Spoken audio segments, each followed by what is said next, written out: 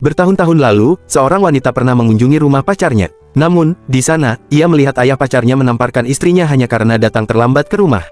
"Anda seharusnya tidak melakukan itu," serunya spontan. Tapi pacarnya hanya berkata, "Jangan ikut campur. Mereka memang sudah biasa seperti itu." Perkataan itu membuat wanita itu trauma. Ia memutuskan untuk mengakhiri hubungannya karena tidak ingin hidup dalam lingkungan penuh kekerasan. Bertahun-tahun berlalu, kini, ia telah menikah dengan pria yang ia cintai. Suaminya ingin mengajaknya berkunjung ke rumah orang tuanya. Namun, ia masih menyimpan trauma masa lalu. Ia takut jika mertuanya juga memiliki sifat yang kasar. Suatu hari, tanpa pemberitahuan, ibu mertuanya datang berkunjung.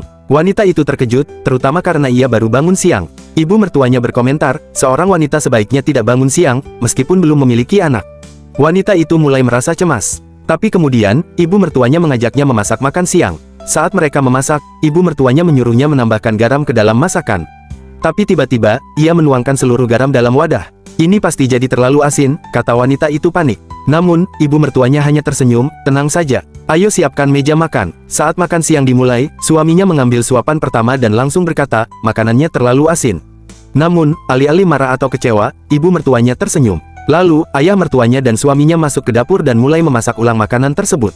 Hari itu, wanita itu melihat sesuatu yang berbeda. Ayah dan suaminya sama sekali tidak marah atau menyalahkan ibu mertua. Beberapa hari kemudian, saat ia membantu ayah mertuanya mencuci piring, pria itu berkata, "Meskipun ibumu terlihat seperti tidak tahu apa-apa, sebenarnya aku tahu kalau itu hanya caranya untuk dimanjakan.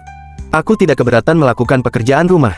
Lalu, ia melanjutkan, "Jangan pernah ragu pada suamimu. Kami telah mendidiknya untuk mencintai pasangannya, apapun kekurangannya." Mendengar itu, wanita itu langsung berlari menghampiri suaminya dan berkata, "Terima kasih telah menerimaku dengan semua kekuranganku."